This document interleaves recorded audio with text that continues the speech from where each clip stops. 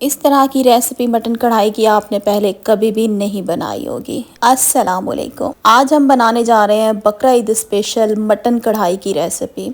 Mutton कढ़ाई ऐसी dish है जो कि हर कोई बहुत ही ज़्यादा शौक से खाता है। ढाबा स्टाइल की ये मटन कढ़ाई की रेसिपी है जो कि मैंने एक शेफ़ से सीखी थी। मैंने सोचा आज आपके साथ शेयर की जाए। इस रेसिपी के लिए आपको ज़्यादा देर तक बहुत ज़्यादा गर्मी में किचन में भी नहीं ठहरना पड़ेगा। वीडियो स्टार्ट करने से पहले अगर आपने हमारा चैनल सब्सक्राइब नहीं किया, चैनल को सब्सक्राइब कर दें और वीडियो अच्छी लगी तो वीडियो को लाइक शेयर करना तो बिल्कुल भी मत भूलिएगा। तो चलते हैं रेसिपी की तरफ। तो सबसे पहले हम क्या करेंगे, प्याज़ों को फ्राई करेंगे। उसके लिए मैंने एक कढ़ाई में ऑयल ले लिया, तकरीबन ये आधा कप है। यहाँ पे मैंने ले ली थी 4 बड़े साइज़ की प्याज और इनको मैंने बारीक स्लाइसिस में कट कर दिया है। यहाँ पे हमने क्या करना है, प्याज़ों को हमने गोल्डन ब्राउन कर लेना है, जलाना नहीं है, गोल्डन ब्राउन करेंगे। तो हम क्या करते हैं, प्याज़ों को गोल्डन ब्राउन कर लेते हैं।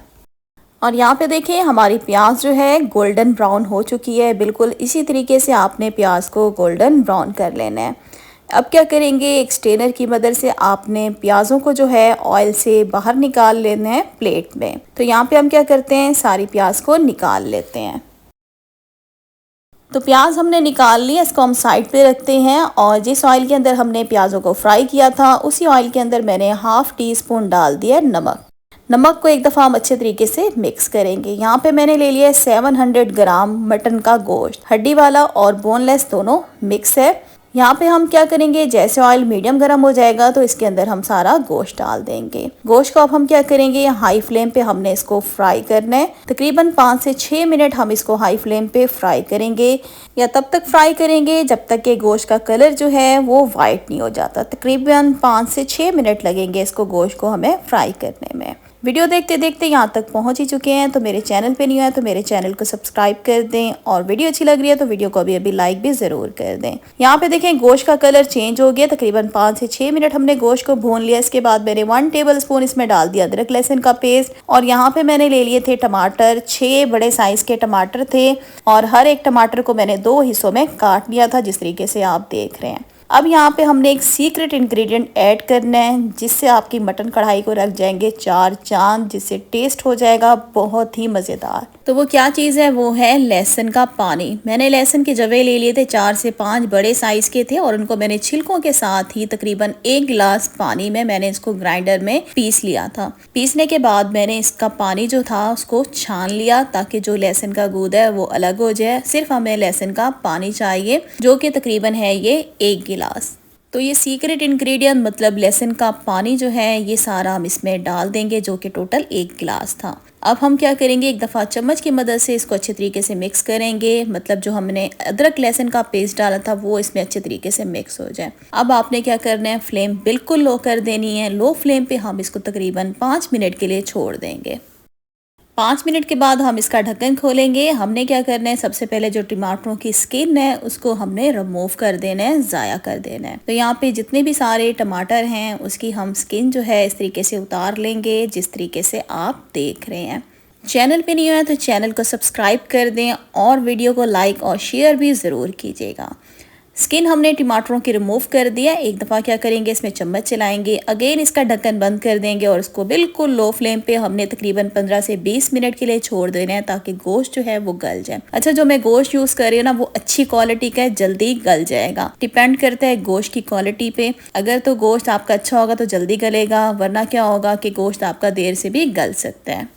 और यहाँ पे तकरीबन 20 मिनट के बाद जी हमने बिल्कुल लो फ्लेम पे गोश्त को गलने के लिए छोड़ दिया था, और यहाँ पे गोश्त जो है वो हमारा गल चुका है अच्छे तरीके से। अब क्या करेंगे, आपने इसके अंदर कुछ स्पाइसेस ऐड करने हैं। हल्दी इसमें हम डालेंगे ½ टीस्पून, कुटा हुआ सूखा धनिया इसमें जाएगा 1½ टेबल स्पून। नमक हस्बे ज़रूरत इसमें डालेंगे हम 1 टीस्पून। नमक हम पहले भी डाला था, एहतियात से डालेगा। लाल मिर्च का पाउडर मैंने इसमें डाल दिया है 1 टेबल स्पून। कुटी हुई लाल मिर्च इसमें जाएगी 1 टीस्पून। अब हम क्या करेंगे, एक बार तमाम स्पाइसेस को हम अच्छे तरीके से मिक्स करेंगे। अब हमने क्या करना है, इसकी अच्छे तरीके से भुनाई करनी है। 4 से 5 मिनट हम इसको भूनेंगे ताकि मसाले हमारे अच्छे तरीके से भून जाएं। तब तक क्या करते हैं, यहाँ पे मैंने ले लिया आधा कप दही, और इसमें ऐड करेंगे जो हमने स्टार्ट में प्याज प्याजों को फ्राई किया था, सारे प्याज हम दही में डाल देंगे। एक दफ़ा आपने क्या करना है, दही और प्याज को आपस में अच्छे तरीके से मिक्स करेंगे। मिक्स करने के बाद व्यूवर्स अब हम क्या करेंगे, इसको मिक्सी के जार में डालेंगे और इसको पीस लेंगे। हमने क्या करना है, इसका एक पेस्ट बना लेना है।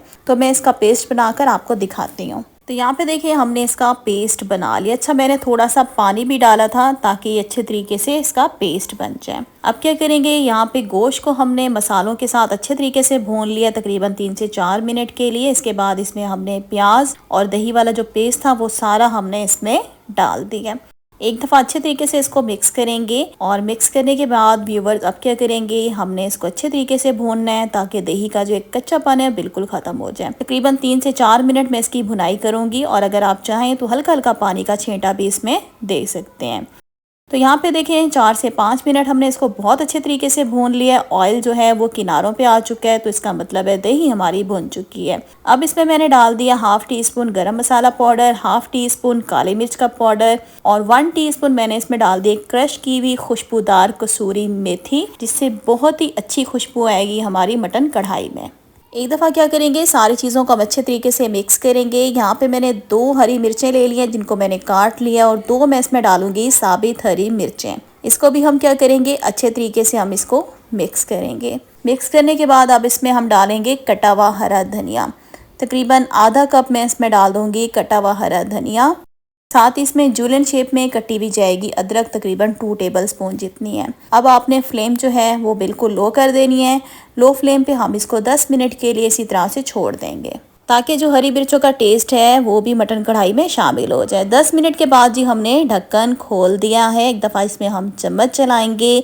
यहाँ पे व्यूवर्स आप ग्रेवी देखें, बिल्कुल परफेक्ट हमने इसकी ग्रेवी रखी। अक्सर लोग क्या करते हैं, ग्रेवी बहुत कम रखते हैं तो क्या होता है, मटन कढ़ाई खाने का मज़ा ही नहीं आता। चूल्हा बंद कर देंगे। चूल्हा बंद करने के बाद मैंने इसको 5 मिनट के लिए इसी तरह से छोड़ दिया था और ये है हमारी मटन कढ़ाई की फाइनल लुक। मटन कढ़ाई की आप शक्ल देखें कितनी खूबसूरत नज़र आ रही है, खाने में भी ये बहुत ही जायकेदार है।